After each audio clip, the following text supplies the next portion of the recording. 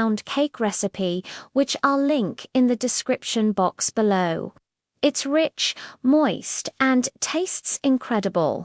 Okay, our cakes are chilled and ready for action. Let's get to the fun part, shaping our car. I'm placing one of the rectangular cakes on my cake board. This will be the main chassis of our car. The second cake is what we'll use to build the top part, the cabin of the car. I'm going to cut this second cake in half lengthwise. Now, I'll take one of these halves and place it on top of the base cake, a little towards the back. This creates that classic car silhouette.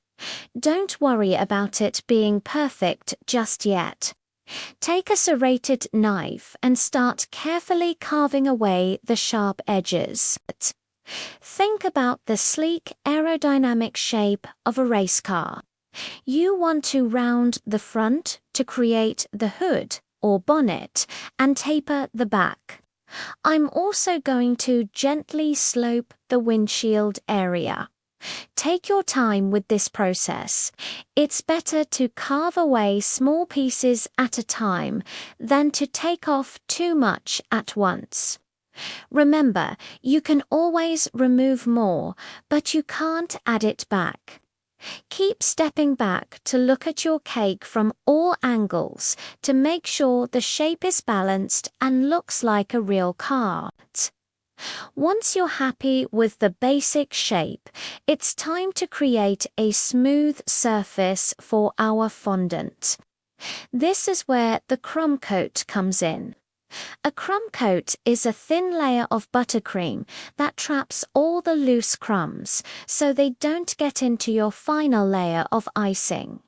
I'm using a simple vanilla buttercream here. Using an offset spatula, apply a thin, even layer of buttercream all over the cake. You want to cover every surface, filling in any small gaps or imperfections from your carving. The goal isn't to make it look pretty. Have you ever witnessed a miracle of nature so powerful it leaves you breathless? Today, we're rediving deep into one of the most incredible journeys on our planet, the salmon's heartfelt return home. This isn't just a story about fish. It's an epic saga of instinct, survival, and the unbreakable bond of life. Our story begins not in the raging rivers, but in the quiet, gravelly beds of freshwater streams. Here, nestled among smooth stones, tiny, translucent eggs lie in wait. These are the salmon's first homes, called redds. For months, they develop, absorbing the nutrient-rich yolk sac attached to their bellies. When they finally hatch, they are tiny creatures known as alevins, still hiding in the gravel, vulnerable but full of potential. As they grow, they emerge from the gravel as fry. These young salmon are tiny, just a few centimeters long, and must learn to navigate the world of the stream. They dart between rocks, feeding on small insects and learning the scent of their home water. This chemical signature, a unique blend of minerals and organic matter from their natal stream, is imprinted in their memory. It's a scent they will never forget, a scent that will one day call them back from thousands of miles away. The young salmon, now called pa, spend months, sometimes even years, in these freshwater nurseries. They develop distinctive vertical stripes on their sides, perfect camouflage against the streambed. They face constant threats from birds, larger fish, and other predators. It's a tough childhood where only the strongest and luckiest survive. This period is crucial, forging the resilience they will need for the immense journey ahead. Then a remarkable transformation begins. A biological switch flips inside them, preparing them for a completely different world. This process is called smoltification. Their bodies change, their camouflage fades and is replaced by a silvery sheen, perfect for the open ocean.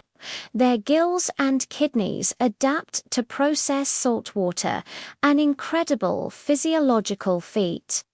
Grouped together, these young smolts feel an irresistible pull, a downstream current that calls them to the sea. They begin their migration, a procession of silver flashes heading towards the vast unknown ocean. This journey downriver is fraught with danger. They must navigate dams, avoid predators lurking in the murky depths, and adapt to the changing water chemistry as fresh and salt water mix in the estuaries. For many, this is where their journey ends. But for the survivors, a new chapter is about to begin. Entering the ocean is like landing on a different planet. The sheer scale of it is unimaginable. Suddenly, their world expands from a narrow stream to an endless expanse of blue. For the next 1 to 5 years, this will be their home and their feeding ground. They travel immense distances, sometimes thousands of miles, following ocean currents and chasing down food like krill, shrimp, and smaller fish. They grow rapidly, transforming from small, slender smolts into powerful, muscular adults, storing up the energy and fat reserves they will need for their final, ultimate test. Life in the ocean is a constant battle. They face new predators like seals, sea lions, sharks, and orcas. They navigate the vast, featureless expanse using an internal compass, sensing the Earth's magnetic field to guide their way.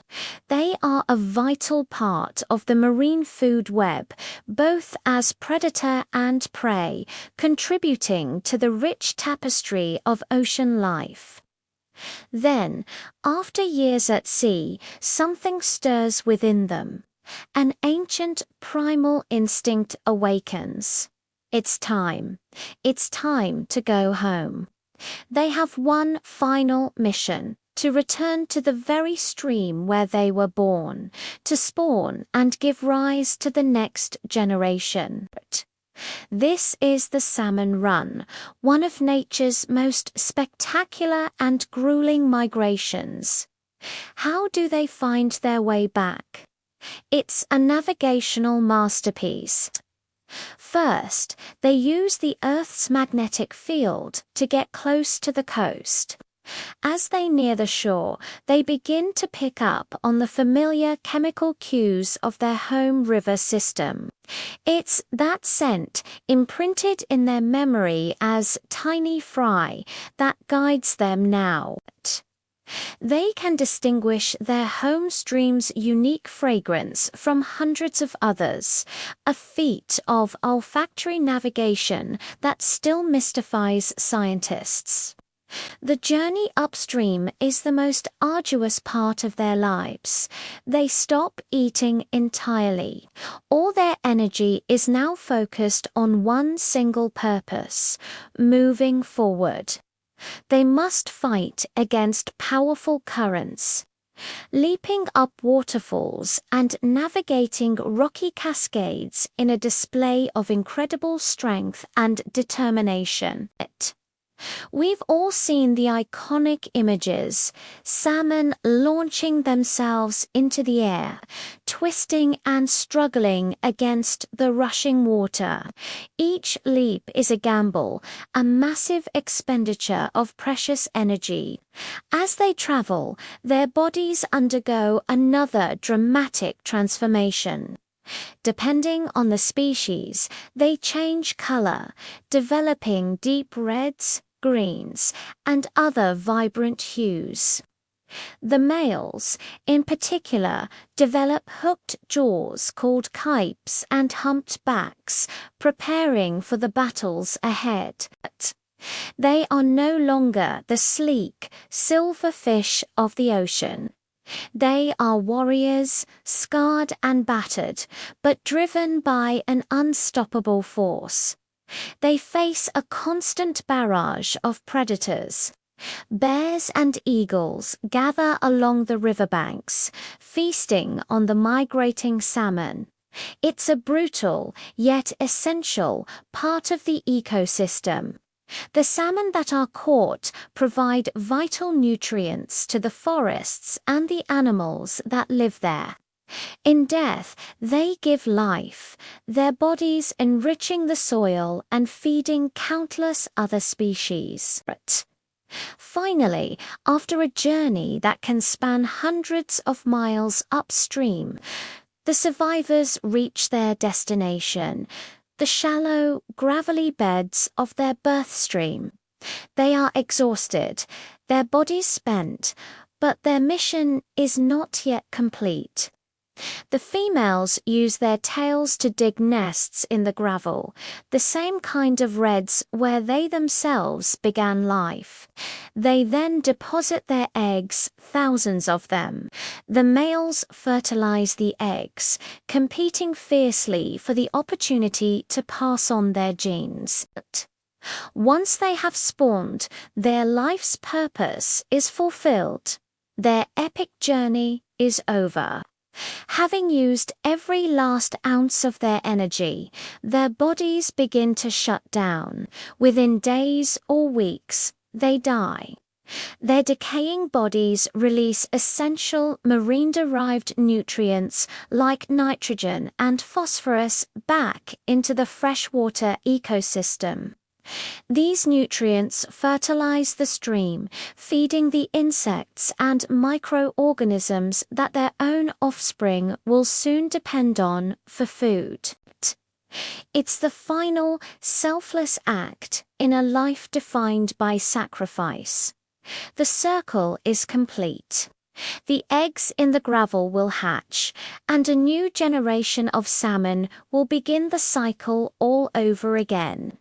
This incredible journey from a tiny egg in a quiet stream to a powerful adult in the vast ocean and back again is a testament to the power